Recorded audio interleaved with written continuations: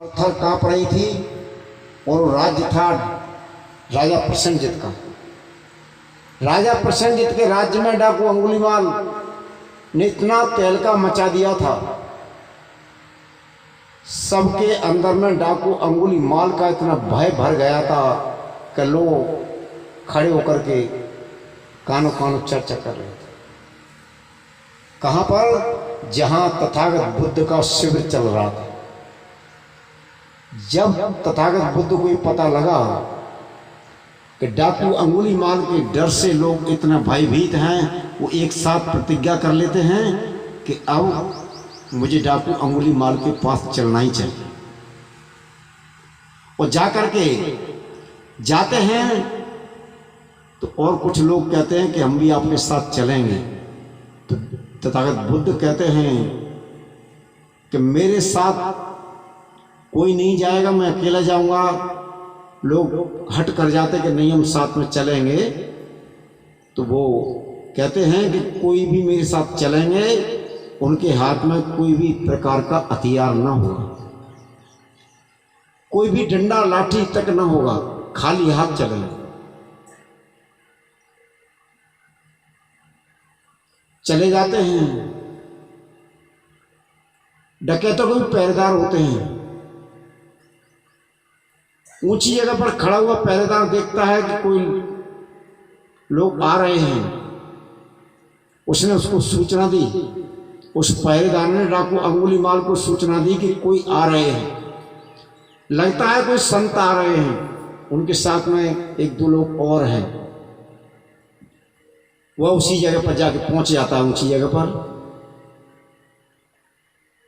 तो जब देखा कि नजदीक आ गए तो जोर से कहता है तेज आवाज में, किसकी मौत लेकर के आ रही है? बुद्ध कहते हैं तुम्हारा ही कोई प्रेमी होगा। अब ये शब्द उसके हृदय में पहली बार गया था। जिसने 999 लोगों को मार दिया हो, उसका प्रेमी कोई हो ही नहीं सकता है। और ये व्यक्ति कह रहा है कि तुम्हारा कोई प्रेमी होगा। तथागत बुद्ध चलने से बंद नहीं होते हैं और वो कहता है कि मैं मार दूंगा, छोड़ूंगा नहीं, रुक जाओ, वहीं रुक जाओ।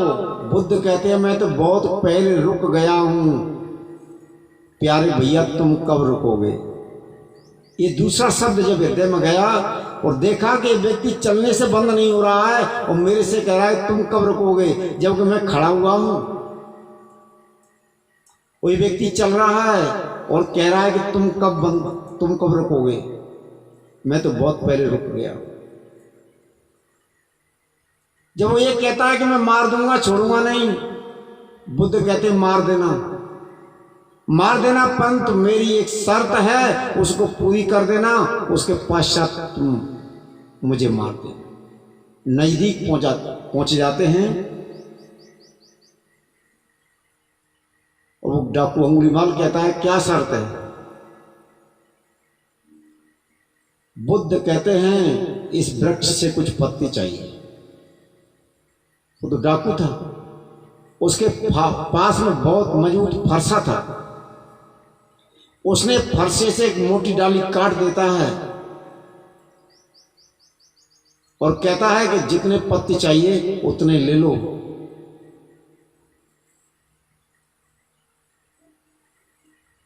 तथागत बुद्ध कहते हैं अब इस डाली को वहीं जोड़ दो। वह कहता है कि मेरे से तो काटना आता है, जोड़ना नहीं आता है। बुद्ध को तो प्रश्न चाहिए था, मिल गया। बुद्ध कहते हैं तुम समाज से इतना टूट चुके हो, मैं तुमको जोड़ने आया। वह कहता है मैंने 999 लोगों को मारा है। एक व्यक्ति के मारने पर 36 दुश्मन होते हैं। कोई एक व्यक्ति मरा, 18 रिश्ते पत्नी के होते हैं, 18 पुरुष के होते हैं। ऐसे मिलाकर के 36 नाते होते हैं एक पुरुष से जुड़े हुए। 999 लोग मार दिए 18 कम 36 कम 36,000 दुश्मन हो गए। वह कहता है कि मेरा अब कोई प्रेमी नहीं है, अतः अब मैं जुड़ नहीं सकता हूं। आप जोड़ने की बात कह रहे हो, क्यों? मैं समाज के बीच में जाऊंगा, मुझे जो देखेगा वही मारेगा, इसलिए मुझे यहां ही लड़ करके मर जाने दो। बुद्ध कहते नहीं, तुम तो बहुत काम के आदमी हो, तुम यहां के लायक नहीं हो। तुम समाज के बीच में रह करके बहुत बड़ा काम करना चाहते हो, जिस उद्देश्य को लेकर के तुम ये सोचे हो, जो प्रतिज्ञा तुमने की है, उस प्रतिज्ञा से तुम्हारा वो काम होने वाला नहीं है। समझा बुझा करके वो ले आते हैं। कथा तो लंबी है। ले आने के बाद में जब राजा प्रसेनजित को पता लगता है कि डाकू अंगुलीमाल को बुद्ध ले आए हैं, तो मिलने आता है। राजा प्रसेनजित ने पूछा, मैंने सुना है कि आप डाकू अंगुलीमाल को लेकर के आए हो, वो आपने साधु बना दिया है। मैं भी उससे मिलना चाहता हूं, क्योंकि जिस राजा के राज्य में इतना अत्याचार हो, वो राजा चुपचाप बैठा रहे, यह होता नहीं। क्योंकि 999 लोग मार दिए थे, राजा प्रसेनजित ने भी इतनी दबस दिलवाई, तो राजा प्रसेनजित के लिए भी डाकू अंगुलीमाल ने चैलेंज कर दिया, मेरा नाम भी डाकू अंगुलीमाल नहीं, राजा प्रसेनजित तेरी खोपड़ी लाकर, तेरा सिर लाकर के मैंने जंगल में नहीं टांगा। तो राजा प्रसेनजित भी घबरा गया था, इसलिए वो गया, मैं देख के आता हूं कैसा है डाकू अंगुलीमाल। तो बुद्ध जी से कहा कि मैंने सुना है कि आप डाकू अंगुलीमाल को ले आए हो, आपने साधु बना दिया है, मैं देखना चाहता हूं कैसा है डाकू अंगुलीमाल। जब ये शब्द कहा, बुद्ध कहते हैं, ये मेरी बाईं ओर बैठा हुआ है, यही है डाकू अंगुलीमाल। जब आंखों से आंख मिली तो राजा एक साथ घबरा गया, क्योंकि इसने प्रतिज्ञा की है, ये कब क्या कर देगा। पसीना निकल गया।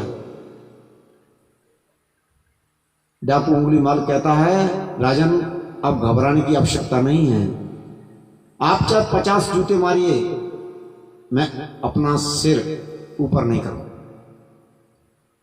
तो राजा प्रसन्न होता है और कहता है कि चिंता मत कीजिए, जो तुमको चाहिए बता देना, सब सेवा होती रहे। तथागत बुद्ध के समय में आकाशवृत्ति वाला मामला था, भिक्षा मांगने का प्रावधान था। सभी संत भिक्षा मांगते थे, क्योंकि आश्रम बनाया नहीं था। आश्रम नहीं बनाया था तो भोजन की व्यवस्था हुई कैसे सकती थी। सब तैयार थे। कोई कहता है कि हमारे पिता को मार दिया, कोई कहता है हमारे भाई को मार दिया, हमारे मामा को, फूफा को, जीजा को, किन किन को मार दिया। साधु हो गया, भिक्षा मांगने जरूर आएगा। सबने अपने अपने घर पर ईंट पत्थर रख लिए ऊपर छत पर। तथागत बुद्ध कहते हैं, भिक्षा मांग के लाओ उदर पूर्ति हेतु। डाकू अंगुलीमाल भिक्षा लेने के लिए जाता है और गांव के अंदर जैसे घुसा, तैसे लोगों ने ईंट पत्थर बरसा दिए। गिर जाता है, सिर में, शरीर में चोट आ जाती है, खून बहता है, बेहोशी आ जाती है। जब तथागत बुद्ध के पास सूचना पहुंचती है कि डाकू अंगुलीमाल को लोगों ने ईंट पत्थर बरसा दिए, वो गली में पड़ा हुआ है, उसको बेहोशी आ गई है, उसके सिर से, शरीर से खून बह रहा है, काफी चोटें आई हैं, और कोई नहीं जाता है, बुद्ध जाते हैं। उसको बाहां पकड़ कर बैठा किया। बुद्ध कहते हैं कि तेरी आवाज में वो ताकत है, अगर तू अपनी आवाज इन लोगों को सुना देता तो ये लोग छत से ऐसे ही गिर जाते जैसे पका हुआ आम पेड़ से गिर जाता है।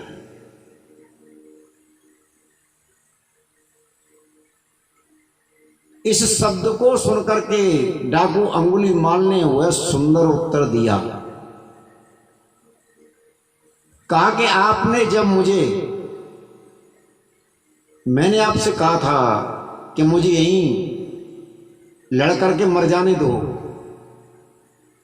और मैंने 999 लोग मारे हैं, तब आपने कहा था ये सब सपना हो गया। मेरे हाथ द्वारा मारे गए 999 लोग स्वप्न हो सकते हैं, तो मेरे सिर में शरीर में जो चोटें आई हैं, मुझे जो बेहोशी आई है, मेरे शरीर से जो रक्त बह रहा है, क्या ये स्वप्न नहीं हो सकता है? बुद्ध जी ने पीठ ठोक दी। जब साधु का वेश पहना रहे थे बुद्ध, तब सभी संतों ने कहा कि ये इतना खूंखार डाकू है, आप इसको साधु बना रहे हैं, ये साधु नहीं बन सकता, आप इसको थोड़ा परीक्षण कीजिए। बुद्ध जी ने किसी की बात नहीं सुनी थी, उसको साधु वेश पहना दिया था।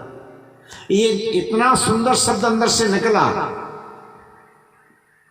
क्या मेरे द्वारा मारे गए 999 लोग वो स्वप्न हो सकते हैं, तो मेरे शरीर में जो चोटें आई हैं, मेरे शरीर से जो रक्त बह रहा है, मुझे जो बेहोशी आई है, ये भी सब स्वप्न हो गया।